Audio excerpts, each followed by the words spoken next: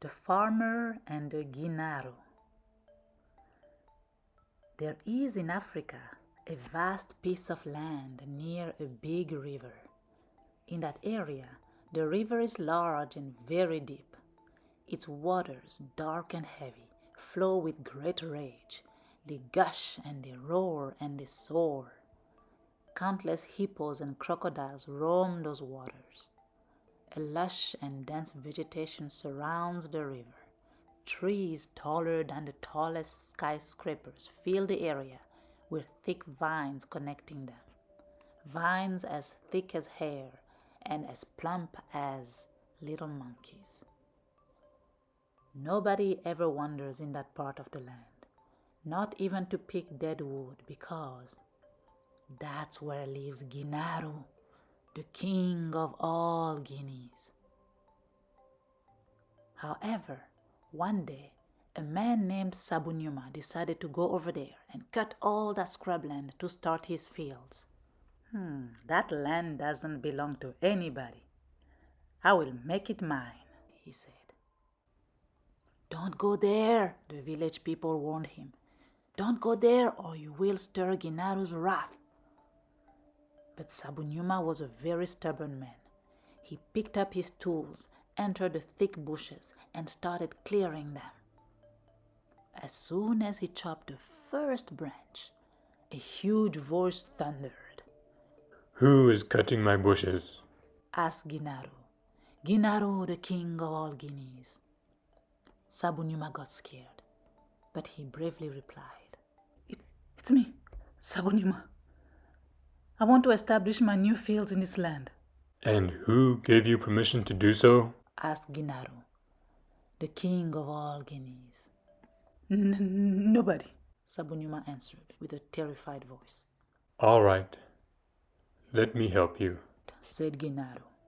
And he immediately called out his little guineas to lend a hand to 𝐦𝐨𝐶. 150 little guineas arrived, chuckling and cackling.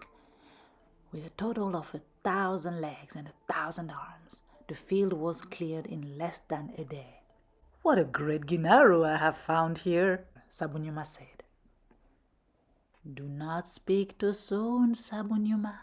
Do not speak too soon. Just wait a little bit, and you will see what Guinnarou will do. Once the cut bushes dried up, 𝐦𝐨𝐶 returned to burn them. He took with him some hot cinders in a small pot, blew on them, and once they were hot and red, he entered the field. He started the fire, but as soon as the first twig caught fire, he heard.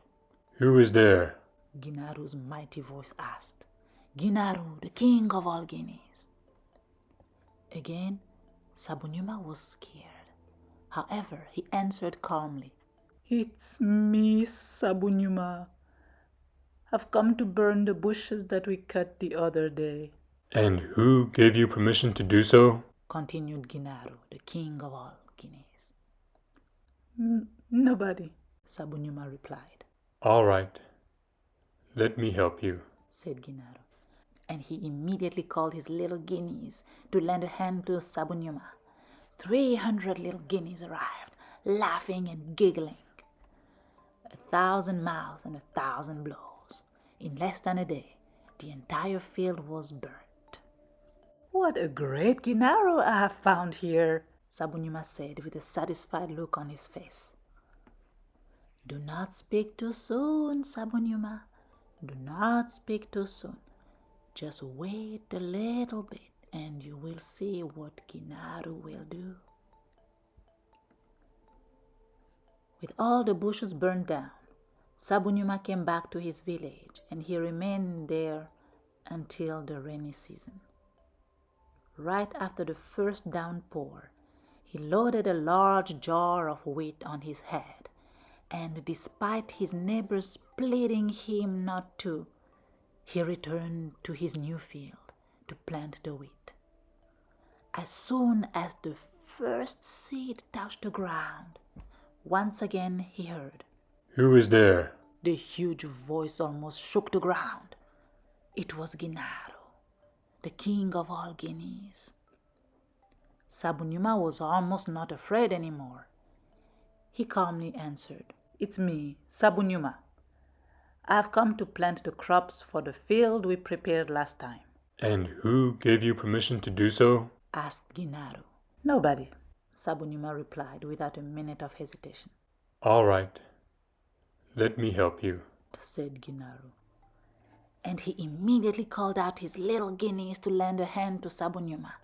500 little guineas arrived, laughing and bouncing everywhere.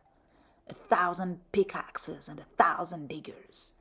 In less than a day, the entire field was planted. "What a great Guinnarou I have found here, eh?" 𝐦𝐨𝐵𝐞 said with a satisfied look on his face.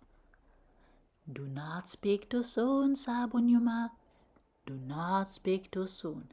Just wait a little bit and you will see what Guinnarou will do." A week went by, and 𝐦𝐨𝐵𝐞 went back to his fields to remove unwanted weeds from the fields. As soon as he pulled the very first stem, Who is there? asked the thunderous voice of Guinnarou, the king of all Guineas. 𝐦𝐨𝐵𝐞 was not afraid anymore. He joyfully replied, "It's me, 𝐦𝐨𝐵𝐞. I've come to weed out the field we planted recently." And who gave you permission to do so? asked Guinnarou, the king of all Guineas. "Nobody," 𝐦𝐨𝐵𝐞 simply replied. All right. Let me help you, said Guinnarou. And he immediately called out his little guineas to lend a hand to 𝐦𝐨𝐵𝐞. 1,000 little guineas arrived, sprinting and laughing, tens of thousand teeth and tens of thousands jaws. In less than a day, the entire field was free of weeds. "What a great Guinnarou I have found here," 𝐦𝐨𝐵𝐞 said, with a happy look on his face. "Do not speak too soon, 𝐦𝐨𝐵𝐞. Do not speak too soon. Just wait a little bit and you will see what Guinnarou will do." A full moon went by. The wheat grew. It was now time to protect it from the birds, from all flocks of birds that fall from the sky, loud and eager to swiftly munch on anything they can get their starving beaks on. 𝐦𝐨𝐵𝐞 had to constantly shout at them and throw rocks from his slingshot to keep them away from his crops. One morning, he felt very tired and decided to send his son to the field to take care of this task. However, he made sure to give his son some important instructions. "Son, here is my slingshot. The moment you'll start throwing rocks at the birds, you will hear a loud voice saying, 'Who is there?' You will answer without fear, 'It's me, 𝐦𝐨𝐵𝐞's son.' Whatever you do, do not suck on the wheat sticks, or you will be sorry." On that note, the little boy left to tend the fields, all by himself. He started chasing the birds away, but as soon as he launched the first rock, he heard, Who is there? asked Guinnarou, the king of all Guineas. The boy replied calmly, "It's me, 𝐦𝐨𝐵𝐞's son. I've come to chase away these pesky birds from my father's fields." All right. said Guinnarou. Let me help you. And he immediately called out his little guineas to lend a hand to 𝐦𝐨𝐵𝐞's son. Bam, bam, bam, whack, whack. In an instant, all the birds were killed. At noon, everybody was taking a nap in the shade to rest a little bit. 𝐦𝐨𝐵𝐞's son, forgetting his father's instructions, snuck into the fields, picked some wheat sticks, peeled them, broke them, and started chewing. They were so sweet and juicy. What a treat! But as soon as he finished chewing the first stick, Who is there? asked Guinnarou's voice. Guinnarou, the king of all Guineas. The boy answered, "It's me, 𝐦𝐨𝐵𝐞's son," And what exactly are you doing? continued Guinnarou. I just broke a wheat stick to suck the sweet juice from it, the child replied. Good. Said Guinnarou. Let me help you. And you guessed it. He called his little guineas to lend a hand. What a feast, what a carnage. Before evening, the entire field was eaten. The boy was horrified, so horrified that he wouldn't dare going back to the village. At nightfall, his father came over to get him back. But when 𝐸𝐸𝐷𝐸𝐻 saw the entire field destroyed, he became extremely angry. He grabbed his son to spank him. But as soon as his hand gave the first blow, Who is there? asked Guinnarou's roaring voice. Guinnarou, the king of all Guineas. 𝐸𝐸𝐷𝐸𝐻 replied, furious. It's me, 𝐸𝐸𝐷𝐸𝐻. And what are you doing? Asked Guinnarou. I'm hitting my son because he ate the entire field of wheat, replied 𝐸𝐸𝐷𝐸𝐻 as he continued to beat his son. All right. Let me help you. Guinnarou offered. And he immediately called out his little guineas to lend a hand to 𝐸𝐸𝐷𝐸𝐻. Oh, how those mean guineas laughed. What a beating. Before midnight, 𝐸𝐸𝐷𝐸𝐻's son was dead. Poor 𝐸𝐸𝐷𝐸𝐻, you are just beginning to know Guinnarou. But that's not it. Wait a little bit, and you will see what Guinnarou is capable of. 𝐸𝐸𝐷𝐸𝐻 was too terrified to go back home. At dawn, his wife came to fetch him. When she arrived, she saw her dead son and she started to cry. But as soon as she shed her first tear, Who is there? Guinnarou's thunderous voice asked. The wife, all choked up in tears, replied, It's me, 𝐸𝐸𝐷𝐸𝐻's wife. And what are you doing? Continued Guinnarou's loud voice. I'm crying because my son was killed last night, 𝐸𝐸𝐷𝐸𝐻's wife replied as she resumed her crying. All right. Said Guinnarou. Let me help you. He called out his little guineas to help 𝐸𝐸𝐷𝐸𝐻's wife. Oh, how those cruel little guineas cried. They grimaced, they squinted. What a farce. In less than an hour, 𝐸𝐸𝐷𝐸𝐻's wife was swept away by a river of tears. Poor 𝐸𝐸𝐷𝐸𝐻, you are just beginning to know Guinnarou. But that's not it. Wait a little bit, just a little bit, and you will see what Guinnarou is capable of. 𝐸𝐸𝐷𝐸𝐻 was all alone in the world now. No more wife and no more son. Desperate, he collapsed on the ground, right where an ant was sitting. The ant bit him and he scratched himself.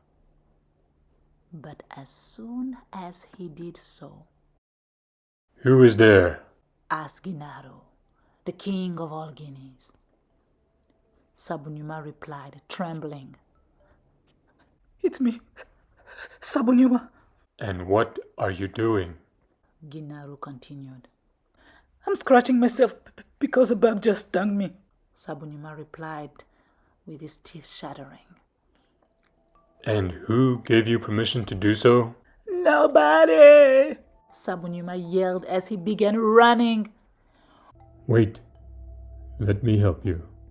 Said Guinnarou, and he called out his little guineas to help 𝐸𝐸𝐷𝐸𝐻 scratch himself. They scratched his skin, they scratched his flesh, they scratched him to the bone. Poor 𝐸𝐸𝐷𝐸𝐻, why didn't you heed the warnings of your fellow villagers? They warned you not to go to Guinnarou's land and not to trust him. Since then, no one dares entering that land. Tall trees grow there, roped by vines as big as little monkeys and as thick as a full set of hair. At that location, the river is large and deep, its waters dark and heavy. They flow with great strength. They roar and they soar. Countless hippos and crocodiles inhabit its shores. Whoever you are, Whatever you do, if you happen to pass nearby, do not venture in this land, because that's Guinnarou's land. Guinnarou, the king of all Guineas. The end.